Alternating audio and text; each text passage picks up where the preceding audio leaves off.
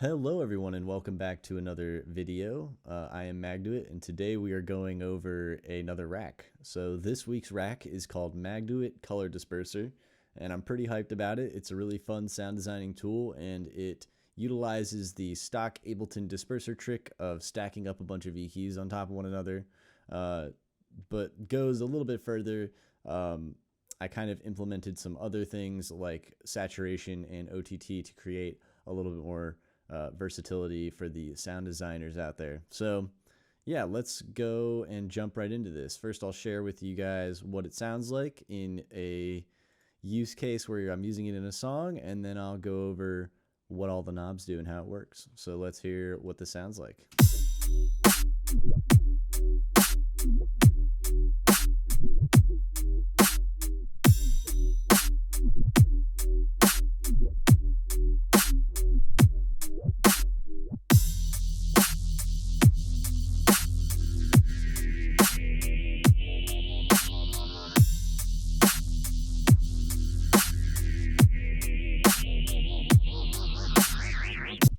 Cool. So yeah, on this one, I'm basically using it to create that sort of whippy sort of feeling. That like.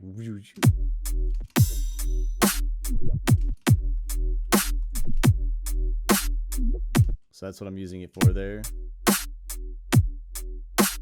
And then on this one, I'm using it to sort of open up a high pass or low pass, sorry.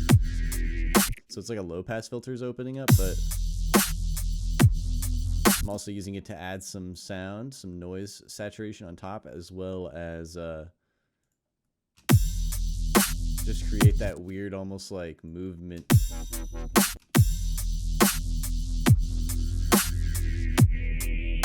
So as you can see here, this is the filter going up here as well.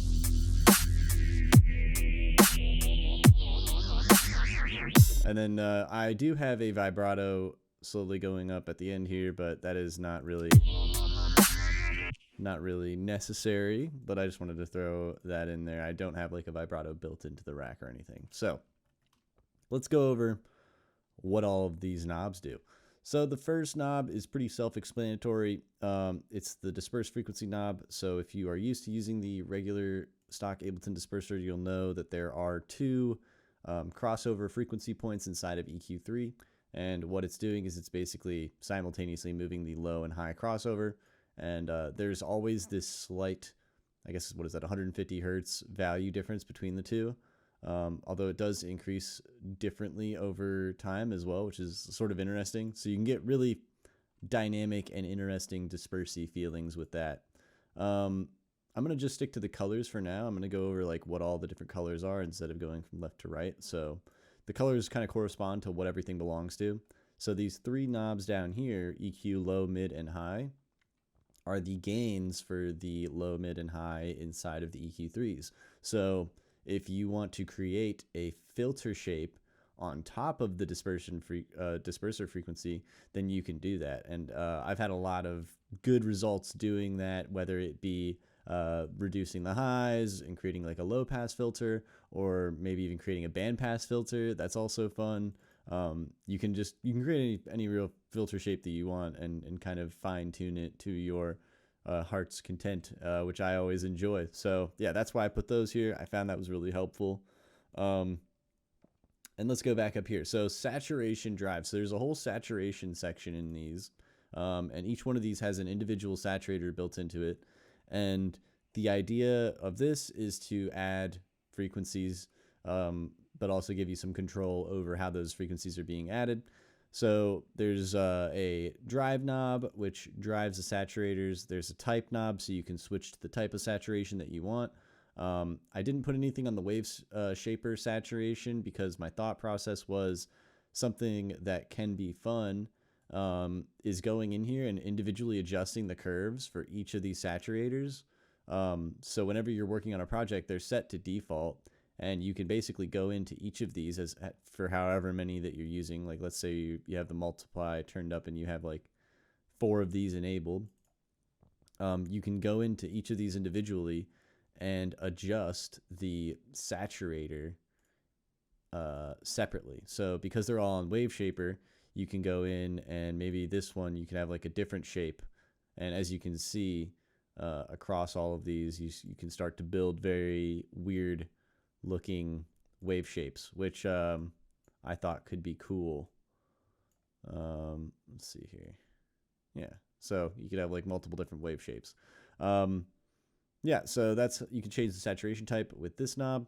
We've also got a base knob, so that's going to change all of the saturators' bases simultaneously. That's really helpful. From my understanding, I've tried to learn what the base knob does, and I think it determines basically how much the saturator is affected by low frequencies. Hang on, let's see. Yeah, will reduce or increase for very low frequencies. So basically, if you have it turned up, low frequencies will affect the saturator more, which means you'll get more harmonic content from low frequency content. And then if you have it turned down, the low frequencies won't affect the saturator as much. This can be very helpful. I've also found it to be a really interesting knob to play with while sound designing through these. So yeah, definitely keep that in mind. Next is the main knob. I kind of briefly mentioned it, but it's called the multiply knob. So by default, there's going to be 2 of these groups enabled, but you can go all the way up to 14 groups. And yeah, the idea is this knob lets you kind of basically decide how intense the the disperser is feeling. So yeah, the more of these, the more dispersy it will feel, which also means the more saturators and other things like OTT are going to be enabled. So yeah, the next 2 knobs are pretty self-explanatory, input and output gain. Sometimes when you're working with this, you can get pretty loud pretty quickly.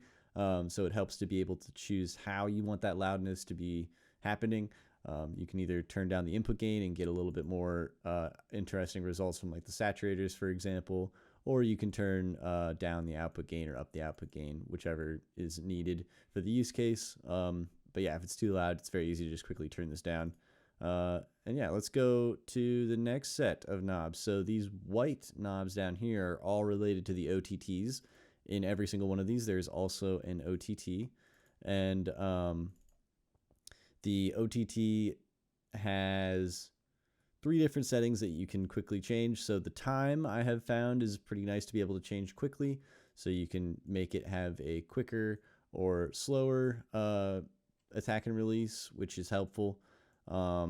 And then there's this other one called sub to OTT. So when this is turned on, the sub will go into the OTTs, but if it's turned off, the sub will not go into the OTTs. And I have found that to be helpful when I'm working with bass sounds, because sometimes I don't want to OTT my sub, and that kind of allows that low end to push through all of these racks a lot more easily, rather than being OTT'd, which will sometimes, or more often than not, reduce the level of my sub. So yeah, that's just a nice little switch there. And then yeah, last knob here is the OTT dry wet.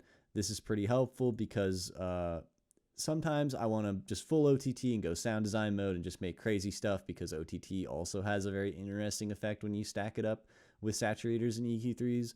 But other times I want to use it more as like a tonal shaping tool, and at most times a frequency or harmonic content adding tool, which means I'll usually have it at these lower percentages, which adds, you know, noise and harmonic content without like completely changing the entire vibe of the sound.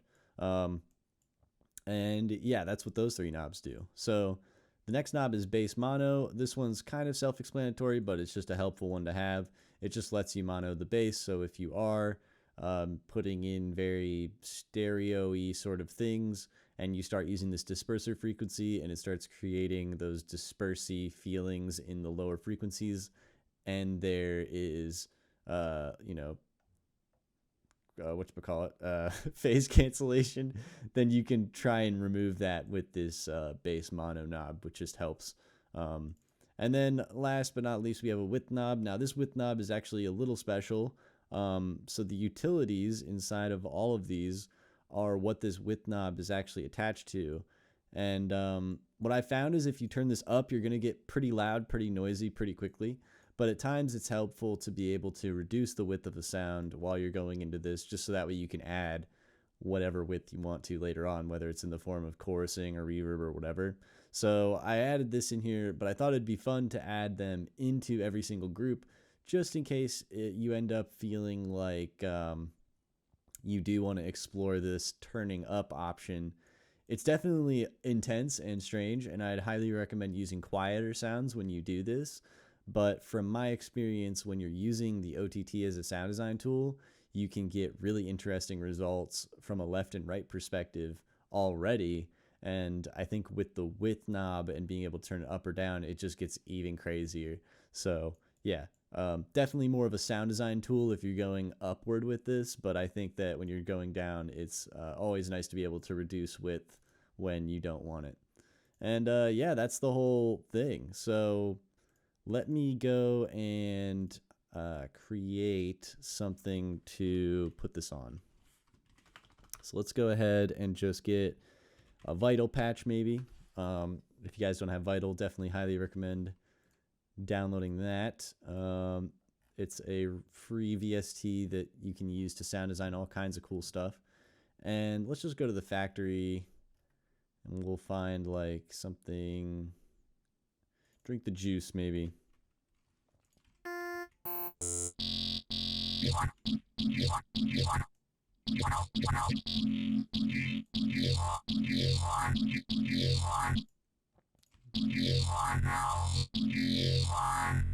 Let's just get this.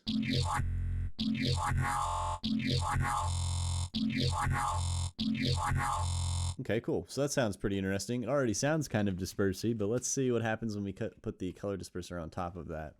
So yeah, definitely been using this more as a sound design tool. I guess you could use it from a mix perspective, but it's fun to just throw on top of stuff.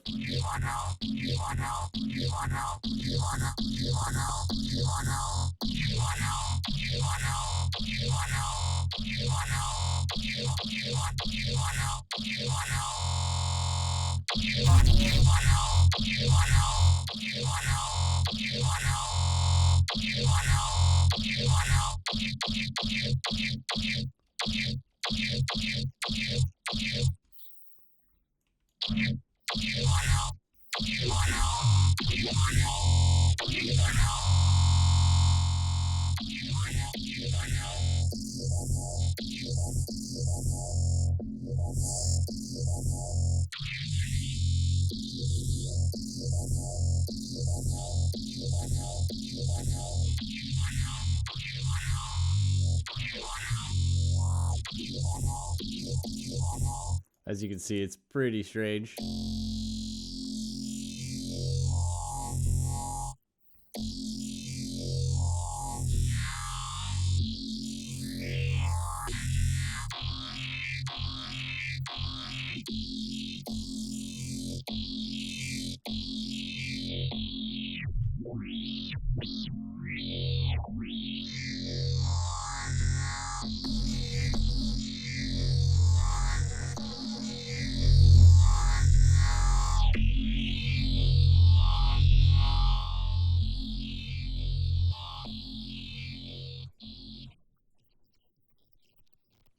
And yeah, as you can see, so when you have that OTT turned up really high, that's how you can start getting those lasery sounds out of it.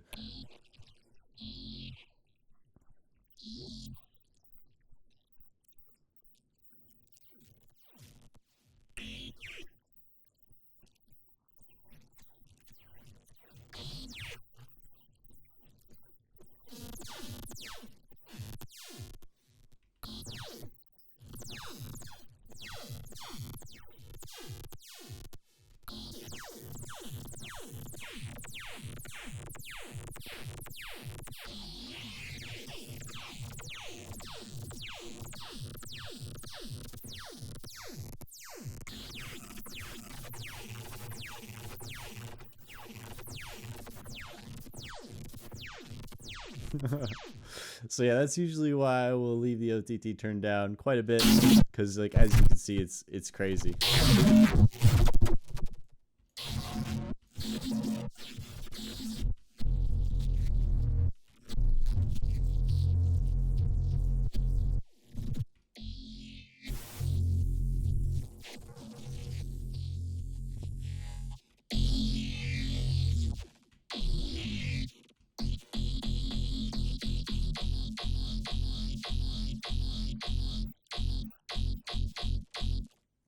Let's add some stereo stuff to this before it hits this, just so we can see what it feels like to be able to adjust more of the width settings.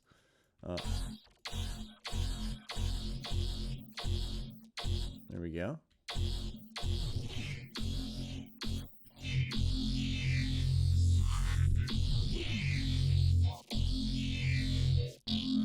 Just keep in mind this is what it sounds like without it.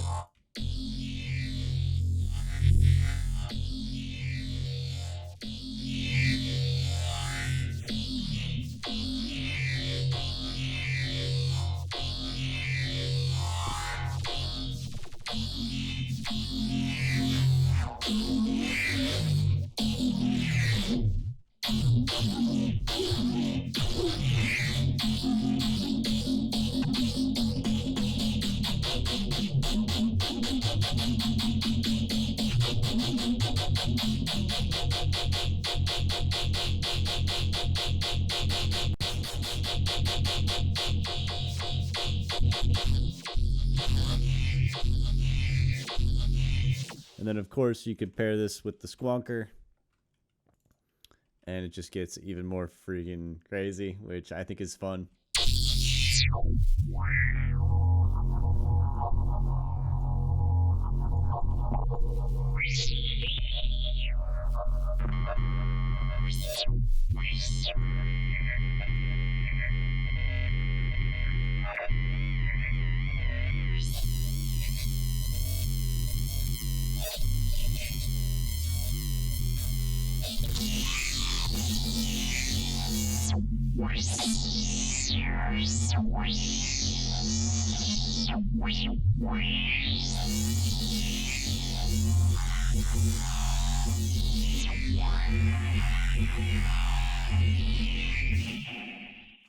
And yeah, that's the Magduit color disperser.